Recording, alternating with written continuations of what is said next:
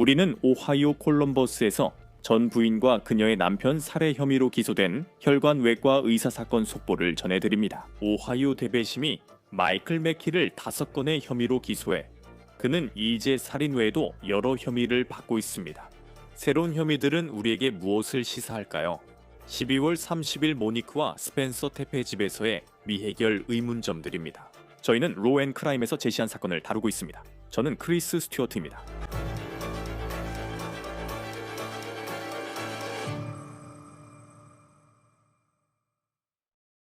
마이클 맥키는 이제 더 이상 중범죄 살인 혐의 2건만을 받고 있는 것이 아닙니다. 이걸 보여드리고 싶습니다. 이것이 오하이오주 프랭클린 카운티에서 나온 5건의 기소장입니다.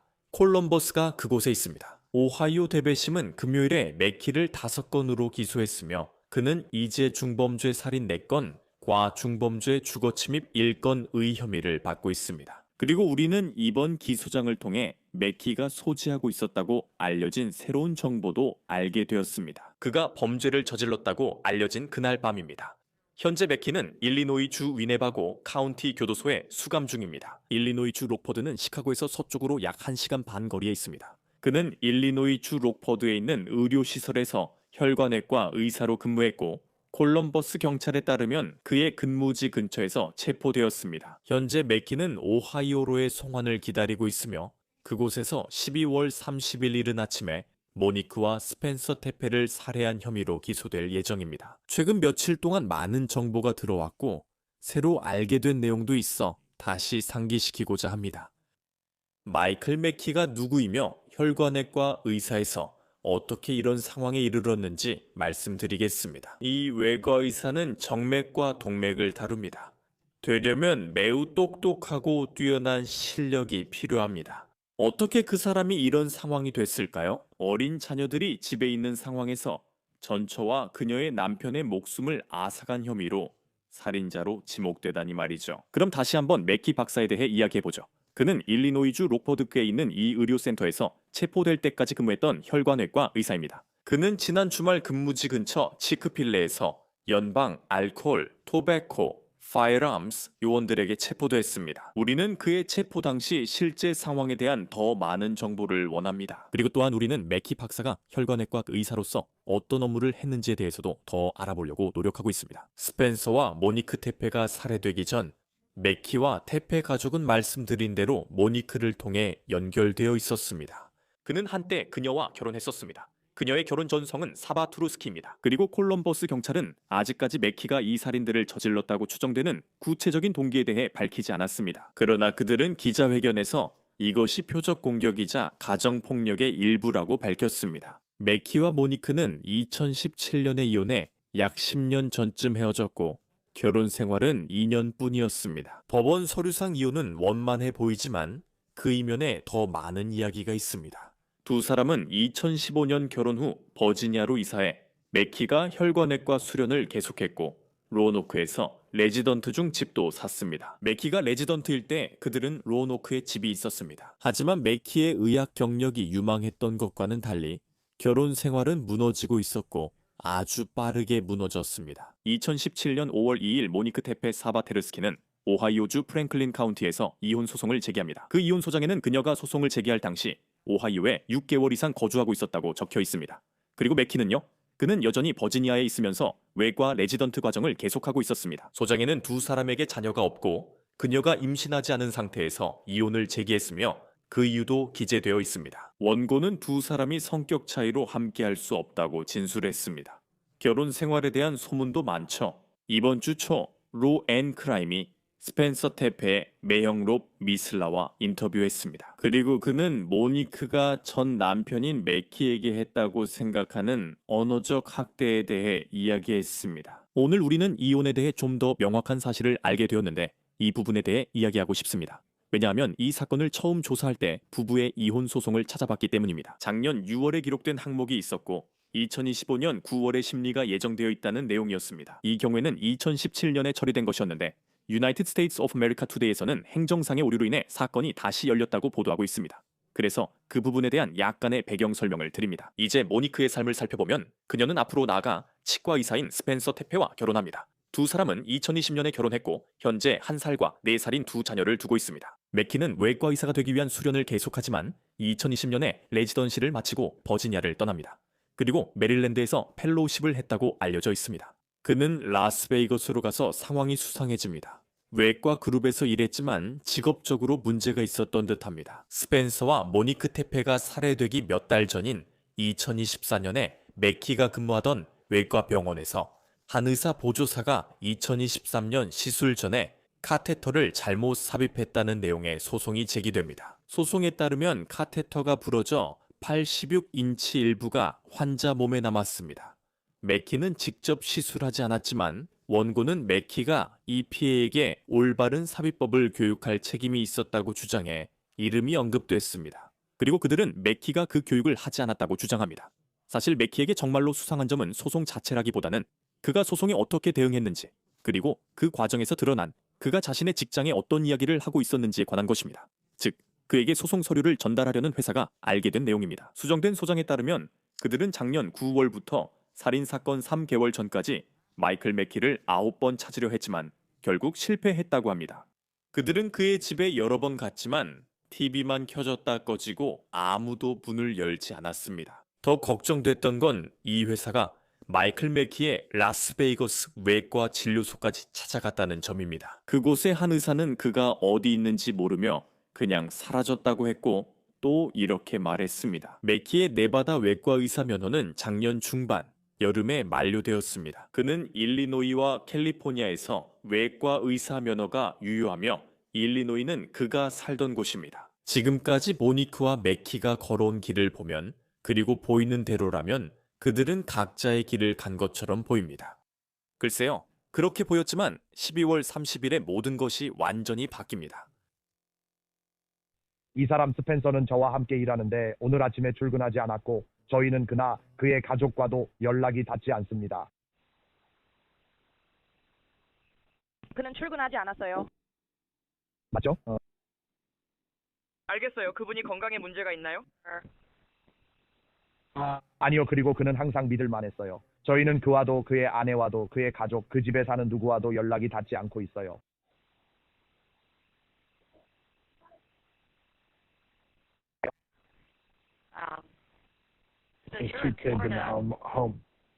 저는 플로리다에서 그 사업을 소유하고 있습니다.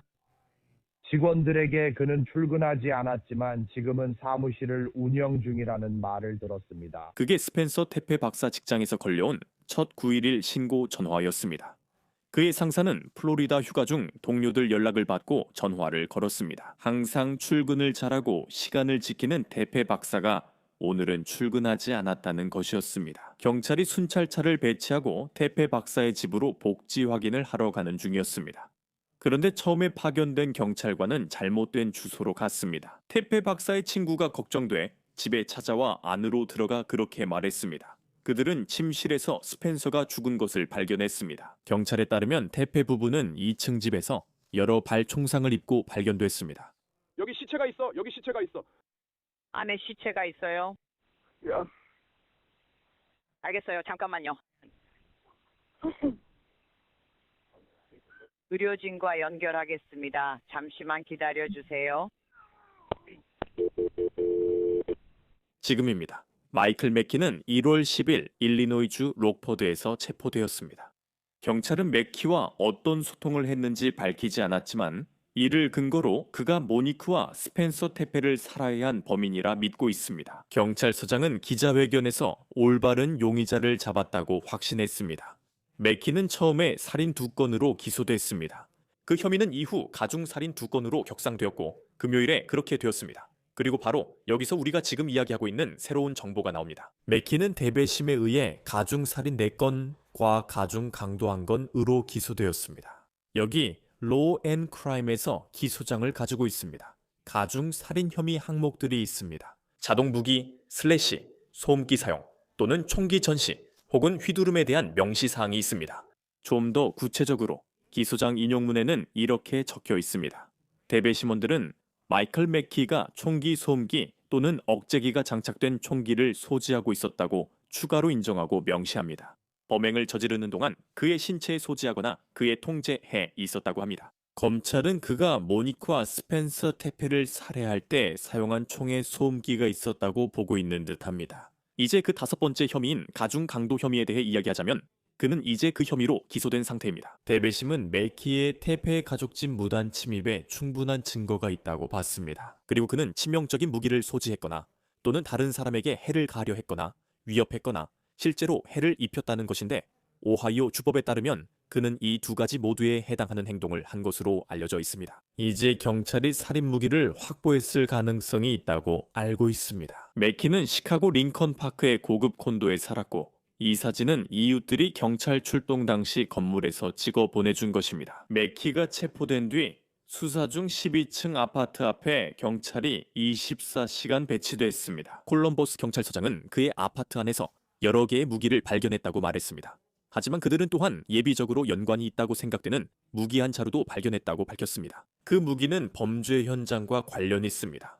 체포 전 현지 언론은 현장에서 탄피가 발견됐다고 보도했습니다. 그래서 지금 그들이 사건을 수사하는 데 있어서 매우 중요한 증거입니다. 그리고 여러분도 이것을 기억하실 겁니다. 이것은 용의자 영상입니다. 이 영상에는 테페의 집 뒤 골목길을 누군가가 걷고 있는 모습이 담겨 있는데 그 시각이 바로 그들이 살해당한 시간대와 겹칩니다. 12월 30일 새벽 EOC였습니다. 이 사람은 검은 옷을 입고 얼굴을 돌려 카메라를 피했습니다. 경찰은 이가 마이클 매키라고 믿고 있다고 합니다. 경찰에 따르면 시민들에게 요청한 것은 이 영상 감시 카메라였습니다. 그 증거는 용의자 추적에 매우 중요했습니다. 경찰이 찾던 인물이 바로 그 용의자였습니다. 그 사람은 스펜서와 모니크가 살해되기 직전에 도착한 차량으로 갔습니다. 그리고 그 차량은 일리노이로 간 직후에 떠났으며 그 차량은 마이클 매키 명의로 등록되어 있었습니다. 현재로서는 우리가 알지 못하는 한 가지가 있는데 그것은 마이클 매키가 현재 직면하고 있는 가중 강도 혐의에 대해 언급한 그 기소장 항목에서도 마찬가지입니다. 그가 어떻게 스펜서와 모니크 테페의 집에 들어갈 수 있었는가? 이것은 여전히 현재로서는 중요한 미해결 질문입니다. 경찰은 집에 강제 침입 흔적이 없다고 밝혔습니다. 매키는 록포드 카운티 교도소에 수감돼 송환을 기다리고 있습니다. 그는 지난주 처음 법정에 출두했고 짧은 재판에서 송환 심리 권리를 포기했습니다. 이제 콜럼버스 경찰이 맡게 됐습니다. 경찰은 매키의 오하이오 이송 절차를 진행 중이라고 했습니다. 그가 이번 주 금요일부터 일주일 내 오하이오로 돌아오지 않으려면 1월 23일 그의 사건 진행 청문회가 예정되어 있습니다. 이 소식에 대해 지금 함께해 주십시오. 리치 스웬스타인 변호사님, 항상 로 엔크라임에 함께해 주셔서 감사합니다. 저희가 무엇을 알 수 있을까요? 저희도 아직 기소장을 직접 확보하려고 노력 중입니다. 하지만 온라인 법원 기록에서 볼 수 있는 바로는 이 5개 항목의 기소장에 대해 어떻게 해석하십니까? 가장 중한 혐의인 가중살인 혐의로 기소된 것으로 보입니다. 실제로는 6가지 다른 가능성이 있습니다. 오하이오 주법상 가중살인은 가장 중한 혐의이고 가장 무거운 형벌이 부과되며 실제로는 사형까지도 가능성이 있습니다. 하지만 아직 그들이 사형을 구형할 기미는 없습니다. 그리고 이는 보통 사전 계획에 근거하는데 이번 기소에 대해 우리가 듣고 있는 내용을 보면 당국이 여기서 그런 일이 일어났다고 생각하는 것 같습니다. 그리고 또 다른 부분이 있습니다. 그 부분의 명시는 자동 화기 또는 소음기 사용 또는 총기를 보여주거나 휘두른 것에 관한 것입니다. 그렇다면 그는 이번 살인 사건에서 소음기를 사용했다고 추정된다는 뜻인가요? 저도 실제 기소장을 꼭 보고 싶네요. 방금 찾고 계시다고 말씀하신 건 알고 있습니다. 그게 아마 그렇게 추정될 수도 있지만 소음기가 사용됐을 가능성을 시사하는 것이고 그건 이 사건에서 굉장히 중요한 요소가 될 겁니다. 네. 그리고 물론 우리가 모르는 세부 사항이 많고 아직도 알아보고 있는 중입니다. 지금 이 인터뷰를 녹화하는 시점에도 기소장 자체를 확보하려고 노력하고 있습니다. 그는 처음엔 살인 2건으로 기소됐지만 이후 가중살인 2건으로 격상됐습니다. 물론 그는 스펜서와 모니크 테페 2사람을 살해한 혐의를 받고 있지만 이제는 가중살인 4건으로 기소되고 있습니다. 왜 그런 걸까요? 잘 모르겠습니다. 다른 법리가 아니라면 피해자 1명당 1건씩 기소안이 2명이면 2건입니다.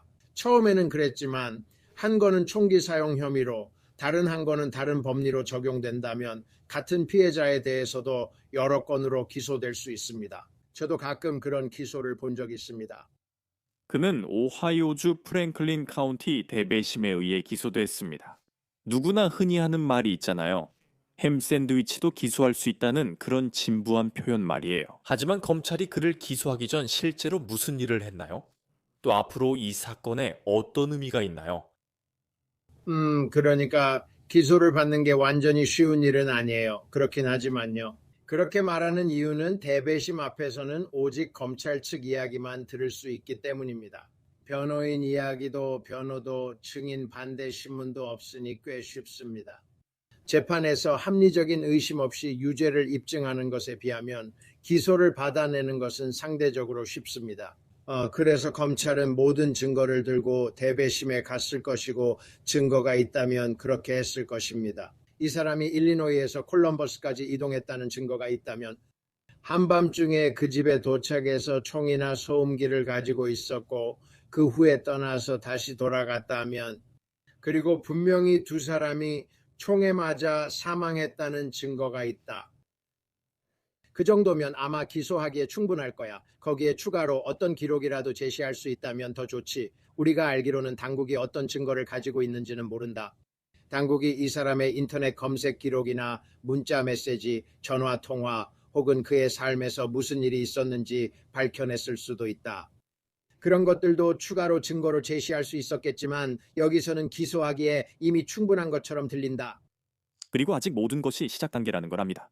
제 말은 그가 아직 일리노이에 있고 우리가 지금 이야기하고 있는 이 시점에도 오하이오로 돌아오지 않았다는 겁니다. 이런 사건에서 재판이 열리기까지 얼마나 오래 걸릴지 아무도 모릅니다. 하지만 그는 이미 이 5가지 혐의로 기소되었습니다. 그럼 그의 휴대전화에서 무엇이 드러날지, 앞으로 어떤 증거가 나올지 아무도 모른다는 건가요? 검사가 추가 혐의를 어떻게 더하고 그 절차는 무엇인가요? 만약 더 많은 증거가 나오면요? 그러면 혐의를 더 추가하나요? 예를 들어 대배심 앞에 나가야 하나요? 사건을 준비하면서 계속 대배심 앞에 나가야 하는 건가요? 추가 혐의를 넣고 싶으면? 일반적으로 추가 증거가 아니라 추가 혐의를 적용하려면 다른 무언가가 있을 때 다시 돌아가서 대체 기소장을 받아야 합니다. 그는 이미 가중살인 혐의로 기소됐으니 더 많은 증거가 필요한 건 아닙니다. 그 수준에 도달했음을 입증하는 추가 증거라면 새 기소장이 필요 없고 증거만 더 많아질 뿐입니다. 그리고 콜럼버스 경찰, 콜럼버스 당국은 아직도 그를 일리노이에서 오하이오로 송환하는 절차를 진행 중입니다. 대배심 기소가 어떤 영향을 주나요?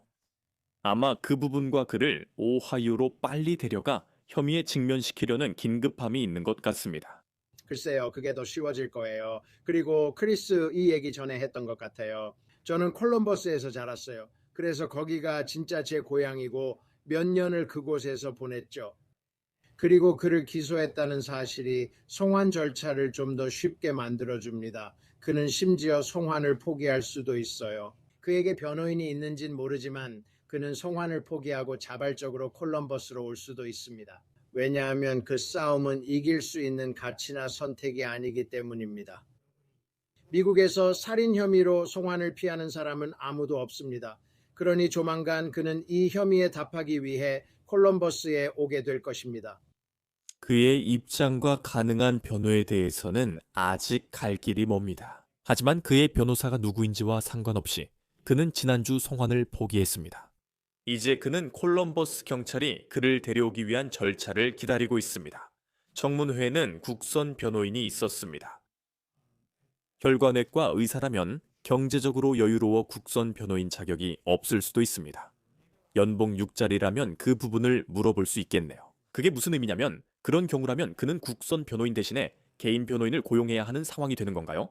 일리노이에서는 아주 짧은 청문회에서 국선 변호인을 썼었잖아요. 제가 그가 송환을 포기한 걸 깜빡했네요.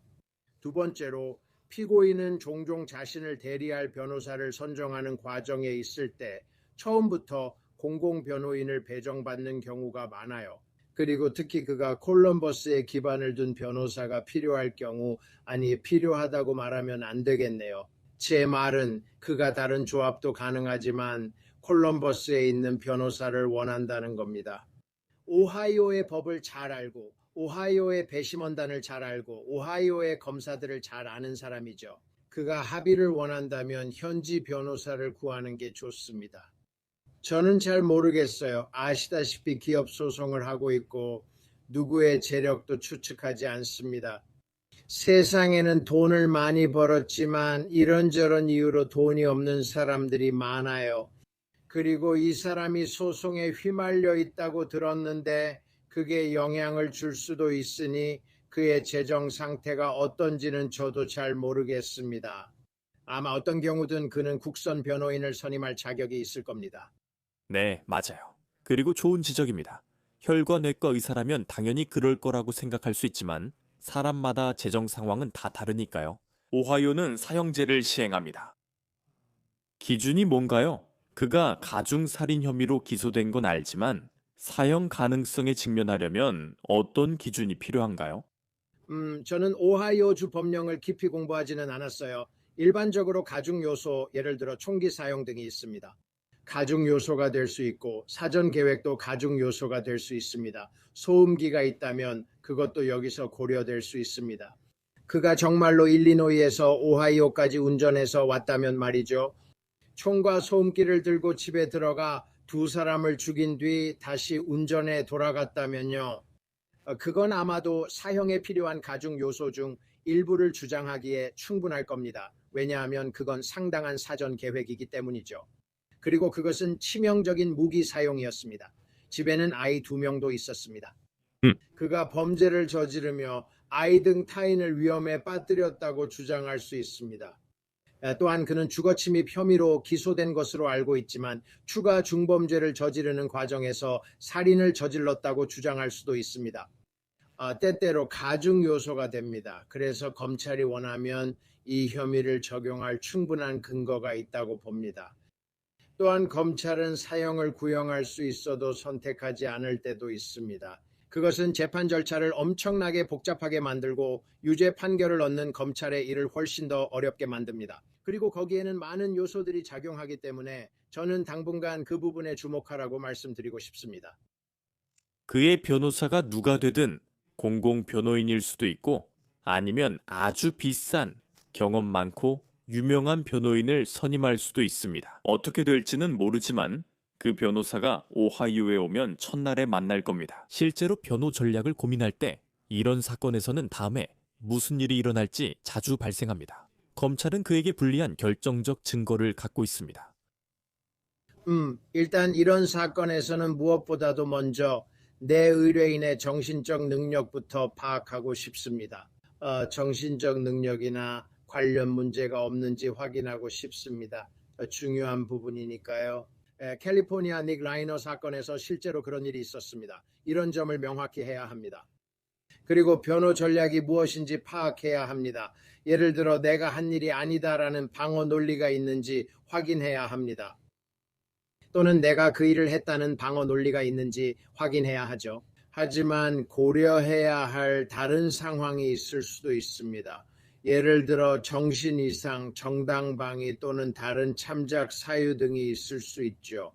그리고 물론 이런 사형이 가능한 사건에서는 처벌에 특히 신경을 쓰게 됩니다. 사형 사건에서 가장 중요한 것은 의뢰인의 생명을 지키는 것입니다. 그리고 사건의 본질적인 쟁점보다 그 부분에 더 집중하게 될 수도 있습니다. 다시 말씀드리지만 오늘 답할 수 없는 질문입니다. 하지만 아이다호와 브라이언 코버거 사례 등 몇몇 사건들을 볼 수 있습니다. 그 사건은 오랜 기간 이어져 결국 재판에 이르렀습니다. 다른 살인 사건은 해결되거나 안 되기도 하지만 1년 반 내에 유죄 판결로 끝나는 경우도 있습니다. 사건이 그렇게 오랜 시간 동안 지속되는지 여부를 결정하는 것은 무엇일까요? 2028년, 2029년 에도 마이클 매키의 살인 사건 여부를 여전히 논의 중입니다. 아니면 어떤 사건들처럼 꽤 빠르게 판결에 이르는 경우도 있는데 그런 경우가 될 수도 있겠죠. 네, 제가 꼽고 싶은 두 가지는 복잡성과 전략입니다. 물론 다른 요소들도 있지만요. 사건의 복잡성은 관련자 모두에게 영향을 미치며 검찰의 사건 파악과 변호인의 증거 검토 및 방어 전략 결정에 중요합니다. 그래서 여러 명의 피해자가 있는 사건, 특히 서로 다른 시간과 장소에서 발생한 다양한 피해자가 있는 사건들은 우리가 가끔 보듯이 복잡성이 더해집니다. 오랜 기간 발생했거나 다양한 증인이 많은 경우도 마찬가지입니다. 이 경우 사건이 복잡해지고 전략적으로 오래 끌릴 수 있습니다. 피고인은 신속한 재판을 받을 권리가 있지만 이런 사건에서는 보통 행사하지 않습니다. 변호인 측도 시간이 필요하기 때문입니다. 신속한 재판 개념은 검찰이 바로 재판에 들어가도록 압박하는 것입니다. 이는 검찰의 사건 준비를 방해할 것이라 생각하기 때문입니다.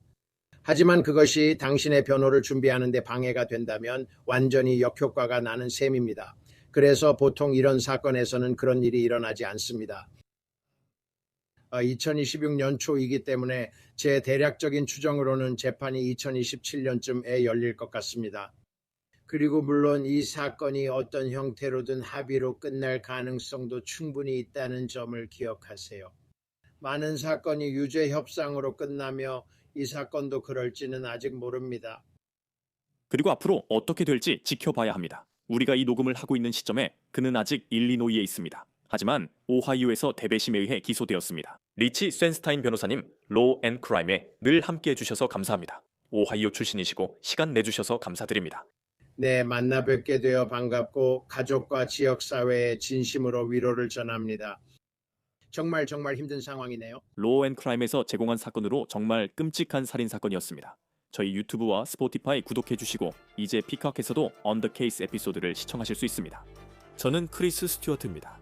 다음에 뵙겠습니다.